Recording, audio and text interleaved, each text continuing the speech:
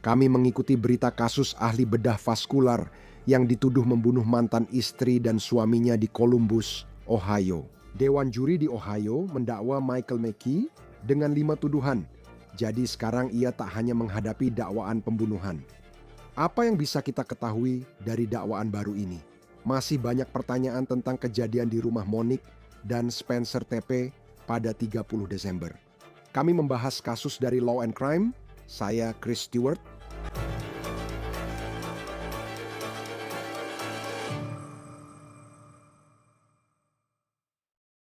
Michael McKee kini tak hanya didakwa 2 pembunuhan berat. Saya ingin tunjukkan ini pada Anda. Surat dakwaan dengan 5 tuduhan ini baru saja dikeluarkan dari Franklin County, Ohio, tempat Columbus berada. Dewan juri di Ohio mendakwa McKee dengan 5 tuduhan pada Jumat, terdiri dari 4 pembunuhan berat dan 1 perampokan berat. Kami baru mengetahui dari surat dakwaan ini beberapa informasi baru terkait dugaan kepemilikan McKee. Pada malam dugaan kejahatan mengerikan itu, McKee kini ditahan di penjara Winnebago County, Illinois. Rockford, Illinois, terletak sekitar 1,5 jam barat Chicago. Dia adalah ahli bedah vaskular di fasilitas medis Rockford, Illinois, dan ditangkap dekat tempat kerjanya menurut polisi Columbus. McKee kini menunggu ekstradisi ke Ohio, tempat dia akan menghadapi tuduhan pembunuhan Monique dan Spencer TP pada dini hari 30 Desember. Sekarang, saya ingin mengingatkan Anda karena ada banyak informasi yang masuk selama beberapa hari terakhir dan beberapa informasi baru yang telah kami temukan. Siapa sebenarnya Michael McKee dan bagaimana kita sampai di sini? Bagaimana seorang ahli bedah vaskular bisa berubah? Ahli bedah ini menangani pembuluh darah dan arteri. Untuk menjadi ahli bedah ini, Anda harus sangat pintar dan terampil. Bagaimana seseorang bisa berubah seperti sekarang, menjadi seorang pembunuh yang diduga dituduh mengambil nyawa mantan istri dan suaminya dengan anak-anak kecil di dalam rumah. Mari kita bahas lagi McKee, ahli bedah vaskular di pusat medis Rockford, Illinois, hingga akhirnya dia ditangkap. Dia ditangkap agen Federal Biro Alkohol, Tembakau, Senjata Api, dan bahan peledak akhir pekan lalu dekat tempat kerjanya, diduga di Chick-fil-A. Kami berharap mendapat lebih banyak informasi tentang kejadian saat penangkapannya. Dan kami juga sedang berusaha mencari tahu lebih banyak tentang seperti apa pekerjaan McKee sebagai seorang ahli bedah vaskular. Menjelang pembunuhan Spencer dan Monique TP, hubungan McKee dengan keluarga TP, seperti yang saya sebutkan, hanya melalui Monique. Dia pernah menikah dengannya. Nama gadisnya adalah Sabaturski. Dan polisi Columbus belum mengatakan secara spesifik apa yang mereka yakini sebagai motif McKee diduga melakukan pembunuhan ini. Namun mereka mengatakan dalam konferensi pers bahwa mereka menganggap ini sebagai serangan yang ditargetkan. Dan mereka mengatakan ini adalah tindakan kekerasan dalam rumah tangga. Sekarang, McKee dan Monique bercerai pada tahun 2017. Jadi ini kira-kira 1 dekade yang lalu ketika mereka tampaknya berpisah. Mereka hanya menikah selama 2 tahun. Perceraian itu terlihat damai dari dokumen pengadilan, tapi jelas ada lebih banyak cerita di baliknya. Keduanya menikah pada tahun 2015 dan mereka pindah ke Virginia, di mana McKee melanjutkan pelatihannya untuk menjadi seorang ahli bedah vaskular. Dengan menjalani residensi di Roanoke, pasangan ini bahkan membeli sebuah rumah. Mereka punya rumah di Roanoke saat dia menjalani residensi. Namun, meskipun karier medis McKee tampak begitu menjanjikan, pernikahan mereka justru berada di ambang kehancuran dan akhirnya hancur dengan cepat. Pada 2 Mei 2017, Monique TP Sabaterski menggugat cerai di Franklin County, Ohio. Gugatan cerai tersebut menyatakan bahwa pada saat dia mengajukan, dia telah tinggal di Ohio selama lebih dari 6 bulan. Dan McKee, dia masih berada di Virginia, melanjutkan residensi bedahnya. Gugatan juga menyebut pasangan itu tanpa anak, dia tidak hamil saat mengajukan cerai, serta alasan perceraian. Penggugat menyebut para pihak tidak cocok. Kini banyak rumor tentang pernikahan ini. Awal minggu ini, Law and Crime berbincang dengan Rob Misla, ipar Spencer TP. Dia membahas kekerasan verbal yang menurutnya merupakan bagian dari pernikahan dilakukan Monique pada mantan suaminya, McKee. Hari ini, kami mendapat klarifikasi soal perceraian yang ingin saya bahas karena saat awal mencari kasus pasangan ini, Kami sudah melihatnya. Terdapat entry Juni lalu yang menyebut sidang dijadwalkan September 2025. Kasus ini terjadi tahun 2017. USA Today melaporkan kasus dibuka lagi karena kesalahan administratif.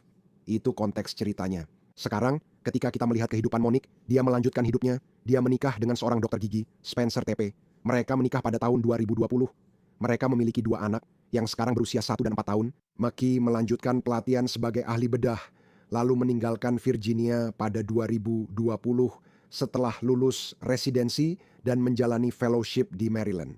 Akhirnya, dia pergi ke Las Vegas, dan disinilah segalanya mulai menjadi mencurigakan.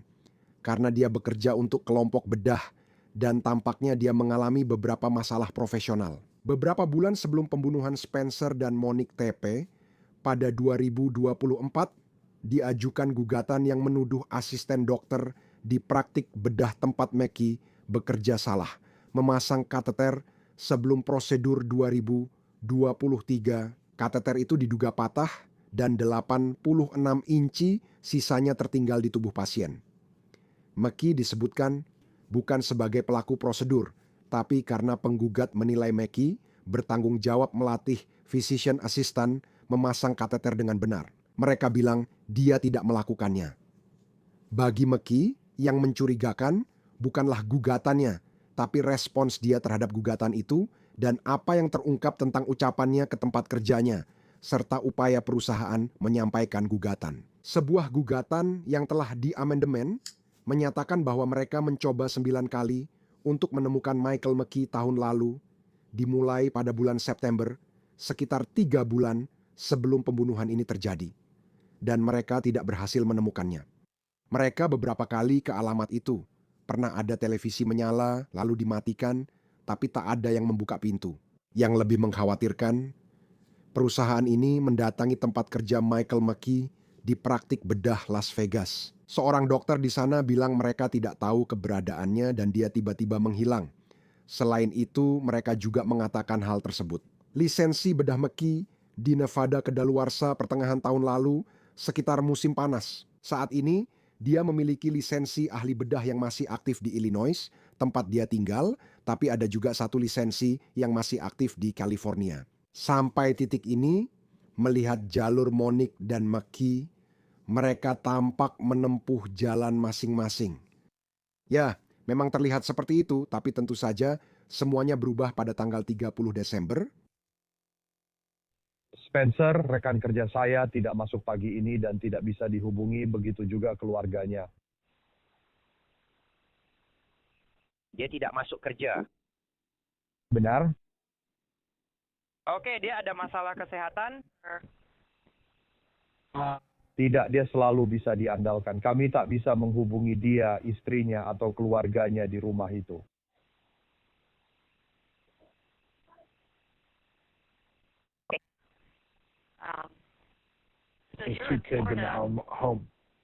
Saya di Florida, saya pemilik bisnisnya.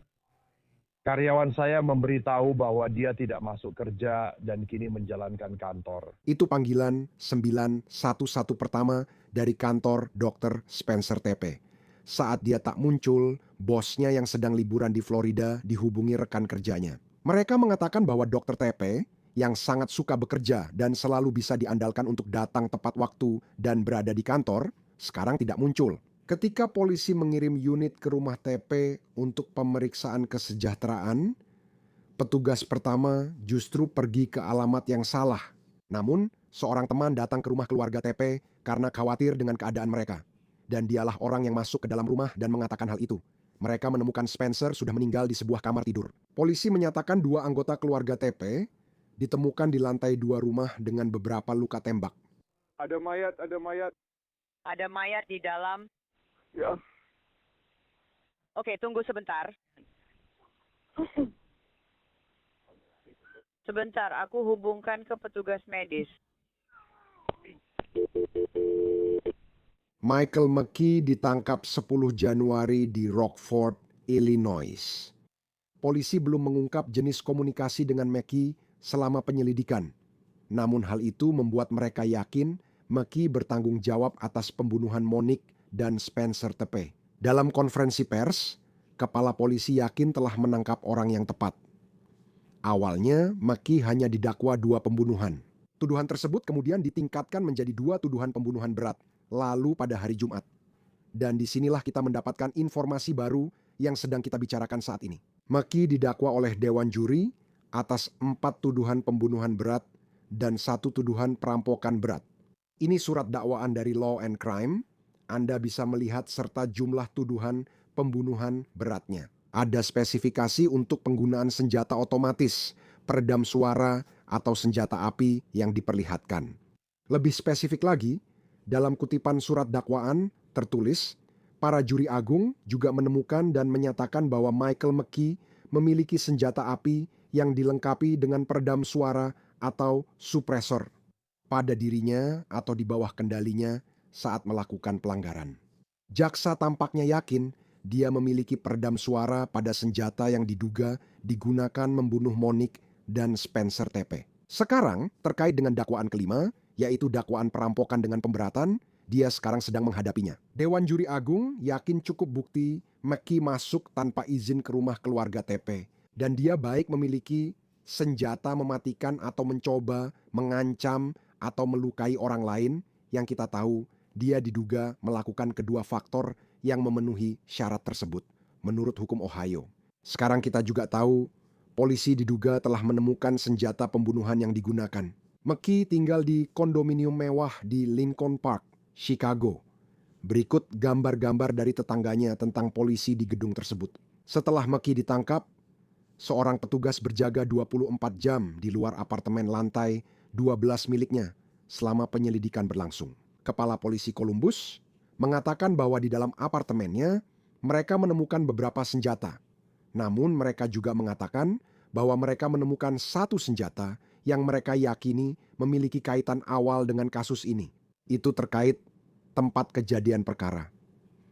Media lokal melaporkan sebelum penangkapan, beberapa selongsong peluru ditemukan di lokasi. Ini adalah bukti sangat penting untuk membangun kasus mereka. Anda mungkin masih ingat hal ini. Ini video orang yang dicurigai, menunjukkan seseorang berjalan di gang belakang rumah keluarga TP saat mereka dibunuh. Antara pukul 2 sampai 5 pagi, 30 Desember. Orang ini mengenakan pakaian serba hitam, orang ini menghindari kamera, dan mereka mengatakan bahwa mereka yakin orang ini adalah Michael McKee. Menurut polisi, itu rekaman kamera pengawas yang mereka minta dari masyarakat. Itu benar-benar merupakan bukti kunci dalam melacak orang yang dicurigai, seseorang yang ingin mereka ajak bicara, kata mereka, orang yang dicurigai itu. Kemudian menuju kendaraan yang datang tak lama sebelum Spencer dan Monique dibunuh. Dan kemudian kendaraan itu pergi tak lama setelah menuju Illinois, dan kendaraan itu terdaftar atas nama Michael McKee.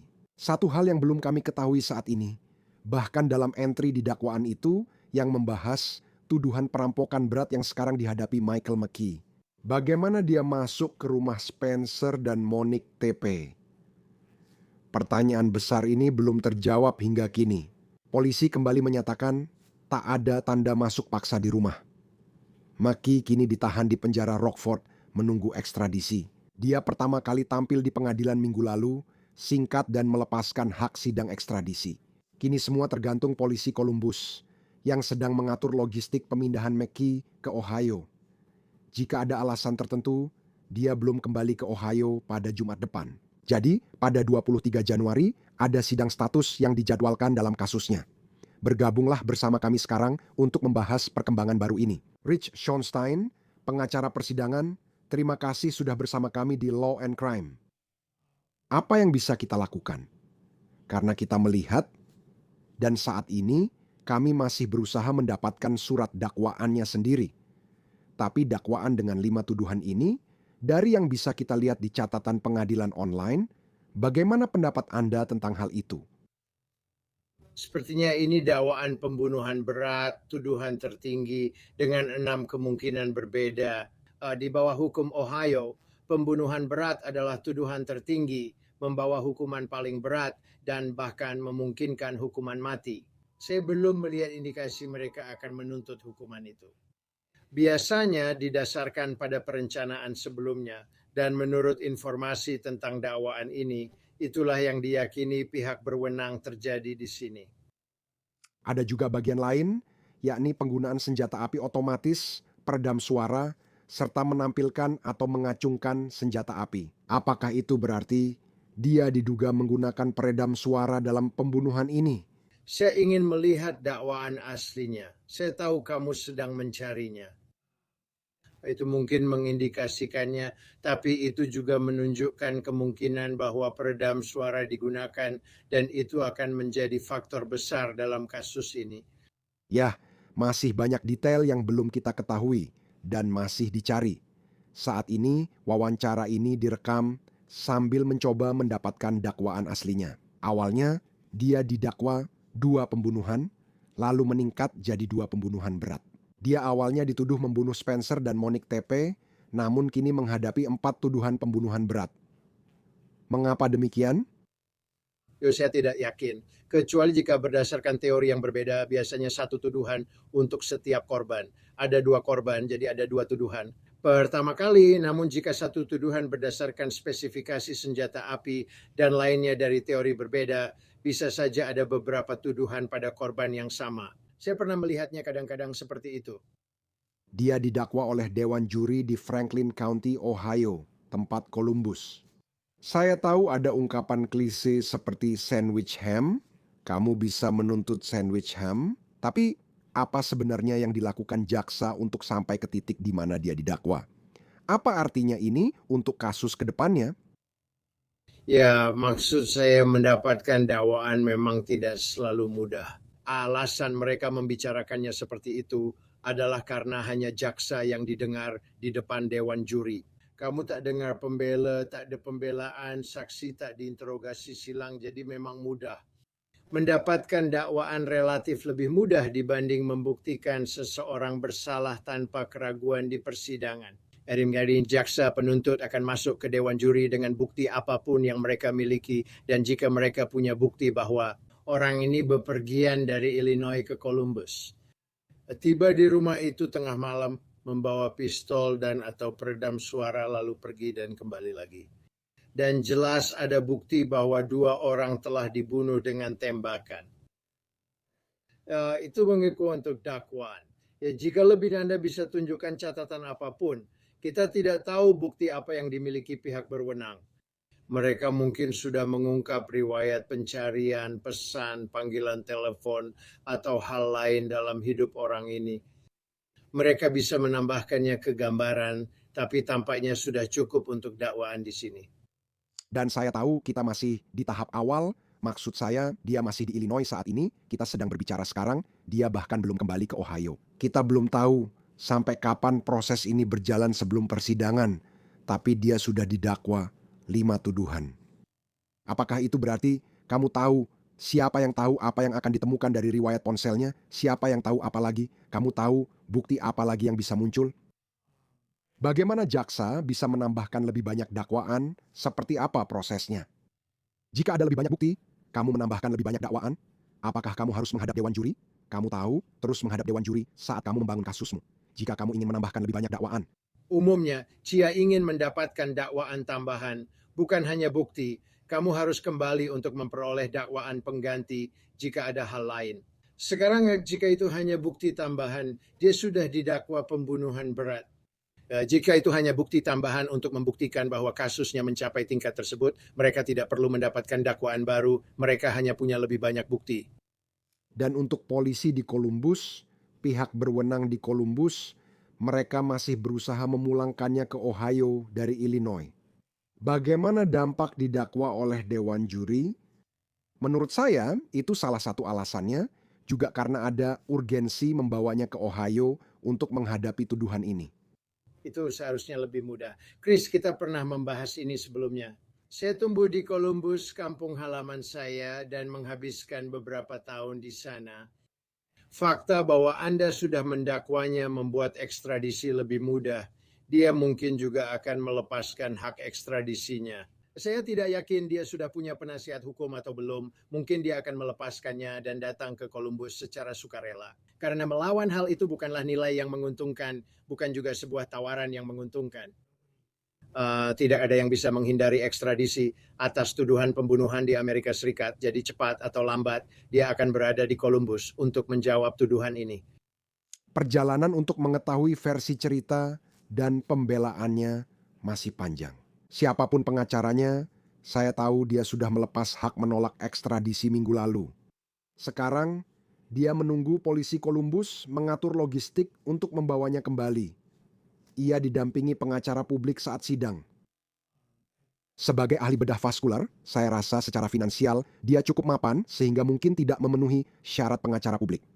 Mungkin saya akan menanyakan itu, apalagi jika penghasilannya 6 digit. Apakah hal itu membuatnya perlu menyewa pengacara pribadi daripada memakai pengacara publik seperti di Illinois untuk sidang singkat itu? Saya lupa detail bahwa dia menolak ekstradisi. Kedua, seringkali seorang terdakwa akan mendapatkan pembela yang ditunjuk oleh negara sejak awal, sementara mereka masih dalam proses memilih seseorang untuk mewakili mereka. Karena dia akan memerlukan pengacara di Columbus, seharusnya saya tidak bilang membutuhkan. Menurut Prian, dia bisa memakai pengacara dari luar negara bagian atau kombinasi, tapi sebaiknya pilih pengacara di Columbus. Yang tahu hukum di Ohio, yang tahu calon juri di Ohio, yang tahu para jaksa di Ohio. Kalau dia ingin membuat kesepakatan, sebaiknya dia mencari seseorang dari daerah setempat jika bisa. Saya menangani litigasi bisnis seperti yang kamu tahu, dan tidak pernah berasumsi soal kemampuan finansial seseorang. Ada banyak orang di luar sana yang sudah menghasilkan banyak uang, tapi tidak punya uang karena satu dan lain hal. Dan saya dengar orang ini sedang menghadapi beberapa perkara hukum.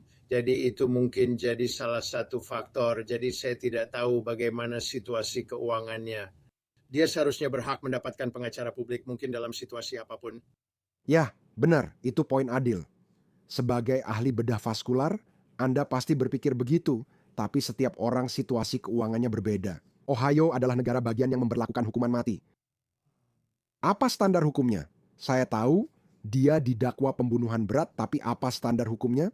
Biasanya, apa yang membuat seseorang terancam hukuman mati dalam kasus seperti ini? Saya belum mempelajari undang-undang Ohio. Biasanya ada faktor yang memberatkan, seperti penggunaan senjata api. Faktor yang memberatkan bisa termasuk perencanaan sebelumnya. Peredam suara, jika ada, juga punya peran di sini. Jika dia benar-benar mengemudi dari Illinois ke Ohio, membawa pistol berperedam, masuk rumah, membunuh 2 orang, lalu pulang mengemudi, itu mungkin sudah cukup untuk mengajukan beberapa faktor pemberat yang diperlukan untuk hukuman mati, karena itu menunjukkan banyak perencanaan sebelumnya. Itu juga termasuk penggunaan senjata mematikan. Ada 2 anak di rumah itu. Ya. Kamu bisa menuduh dia membahayakan orang lain, termasuk anak-anak saat melakukan kejahatan. Aku rasa dia didakwa pembobolan dan masuk tanpa izin, tapi kamu juga bisa menuduhnya melakukan pembunuhan saat tindak pidana itu. Itu kadang menjadi faktor memberatkan. Menurutku, sudah cukup bukti untuk membuat dakwaan jika jaksa mau. Kadang jaksa memilih tidak menuntut hukuman mati meski bisa. Hal itu menyulitkan persidangan dan membuat vonis bersalah lebih sulit dicapai. Banyak faktor mempengaruhi hal itu. Jadi sebaiknya Anda fokus pada bagian tersebut dalam kasus ini. Siapapun yang akan menjadi pengacaranya nanti, entah itu pengacara publik, atau mungkin dia bisa mendapatkan, Anda tahu, pengacara pembela yang sangat mahal, sangat berpengalaman, dan terkenal. Siapa yang tahu hasilnya? Orang itu datang, dan mereka menemuinya di hari pertama dia kembali ke Ohio. Seperti apa yang terjadi selanjutnya ketika Anda mencoba mencari tahu seperti apa pembelaan yang akan dilakukan ketika itu muncul. Dan seringkali kasus-kasus seperti ini memang begitu. Jaksa penuntut memiliki beberapa bukti yang cukup memberatkan terhadapnya. Ya, saya rasa pertama-tama dalam kasus seperti ini Anda ingin memastikan dulu kompetensi klien Anda. Anda ingin memastikan tidak ada masalah langsung terkait kapasitas mental atau hal-hal seperti itu yang berperan di sini. Hal itu terjadi di California pada kasus Nick Reiner. Pastikan dulu kebenarannya. Lalu Anda harus mencoba mencari tahu apa pembelaannya. Apakah ada pembelaan seperti saya bukan orang yang melakukannya? Atau ada pembelaan seperti saya memang yang melakukannya? Tapi ada keadaan lain yang perlu dipertimbangkan, misalnya gangguan jiwa, pembelaan diri, atau faktor peringan lainnya. Dan menurut saya dalam kasus seperti ini yang berpotensi menjadi kasus hukuman mati, Anda benar-benar harus memperhatikan hukumannya. Prioritas utama Anda dalam kasus hukuman mati adalah menjaga klien tetap hidup. Dan Anda mungkin akan lebih fokus pada hal itu daripada pada inti perkaranya. Ini pertanyaan yang belum bisa dijawab hari ini. Namun, ada beberapa kasus dengan situasi berbeda, seperti Idaho dan Bryan Kohberger. Itu berlangsung selama bertahun-tahun sampai akhirnya kita sampai pada titik di mana bahkan akan ada persidangan. Anda melihat kasus pembunuhan lainnya, terkadang bisa diselesaikan atau tidak, tetapi bisa mencapai akhir dengan vonis atau putusan dalam waktu 1,5 tahun. Apa yang menentukan apakah sebuah kasus akan menjadi kasus yang berlangsung selama itu dalam jangka waktu yang lama? Kita masih membahas apakah Michael Mackey melakukan pembunuhan ini di tahun 2028, 2029, atau mungkin ini kasus di mana proses menuju putusan berjalan cepat seperti yang terjadi di beberapa kasus. Menurut saya dua hal utama yang ingin saya soroti adalah kompleksitas dan strategi, meskipun ada hal lain juga. Jadi kompleksitas kasus adalah faktor bagi semua pihak yang terlibat, baik bagi jaksa untuk memahami kasusnya maupun bagi pembela untuk menelaah semua bukti dan menentukan strategi pembelaan yang akan digunakan. Jadi kasus-kasus di mana ada banyak korban, terutama kasus dengan korban yang berbeda pada waktu yang berbeda, di lokasi yang berbeda, seperti yang kadang-kadang kita lihat, atau yang terjadi dalam jangka waktu yang lama, atau yang melibatkan banyak saksi berbeda yang harus dipanggil. Kasus seperti itu bisa sangat rumit dan memperpanjang proses secara strategi. Terdakwa berhak atas sidang cepat, namun umumnya tidak digunakan dalam kasus seperti ini karena pembela juga butuh waktu. Gagasan persidangan cepat adalah menantang penuntut segera membawa kasus ke persidangan karena dianggap dapat mengganggu penyusunan kasus mereka. Tapi jika itu justru mengganggu kemampuan Anda dalam menyiapkan pembelaan, itu benar-benar akan menjadi bumerang. Jadi biasanya Anda tidak melihat hal itu dalam kasus seperti ini. Ini awal tahun 2026, jadi perkiraan kasar saya adalah persidangan akan berlangsung sekitar tahun 2027. Dan ingat tentu saja, selalu ada kemungkinan bahwa ini akan berakhir dengan semacam penyelesaian yang dinegosiasikan. Banyak kasus berakhir dengan kesepakatan pembelaan, dan kita belum tahu apakah ini juga akan terjadi di sini. Kita akan lihat apa yang terjadi selanjutnya. Dia masih di Illinois saat kami merekam ini, tapi sudah didakwa Dewan Juri di Ohio. Rich Schonstein, pengacara persidangan. Senang Anda di Law and Crime, Putra Ohio. Terima kasih sudah meluangkan waktu bersama kami. Senang bertemu Anda. Saya turut berduka untuk keluarga dan komunitas di sini. Benar-benar sangat berat. Pembunuhan kejam itu kasus dari Law and Crime. Langganan YouTube dan Spotify kami, kini episode On The Case bisa ditonton di Peacock. Saya Chris Stewart, sampai jumpa lagi.